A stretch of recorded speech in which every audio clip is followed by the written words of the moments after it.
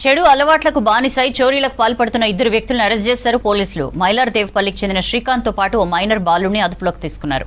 Park చేసిన బైక్లు, ఆటోలను చోరీ చేస్తున్నట్లు గుర్తించారు. నిందితులిద్దరూ గతేడాది శ్రీరామ్ కాలనీలోని హనుమాన్ టెంపుల్లో హుండీ చోరీకి పాల్పడ్డట్లు తెలిపారు. అప్పటి నుంచి తప్పించుకుని తిరుగుతుండగా ఇవాళ వాహన తనిఖీల్లో అదుపులోకి తీసుకున్నారు. గతంలో వీరిపై పలు స్టేషన్స్లో చోరీ కేసులున్నాయని తెలిపారు పోలీసులు. ఇక ప్రధాన నిందితుడు శ్రీకాంత్కు రిమాండ్ను తరలించి మైనర్ను జువెనైల్ హోంకు తరలించారు.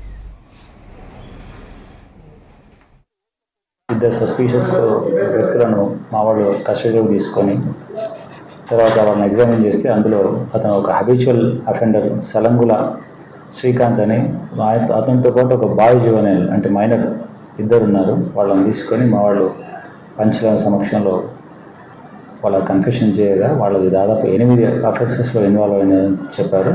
అందులో ప్రస్తుతం 5 కేసెస్లో 3 ఆటోలు, 4 మోటార్ సైకిళ్ళు సీజ్ చేయడం, అదేవిధంగా లాస్ట్ ఇయర్ డిసెంబర్లో హనుమాన్ టెంపుల్లో హుండీ దొంగతనం చేసిన ఇవన్నీ విషయాలు కూడా అతను ఒప్పుకున్నాడు.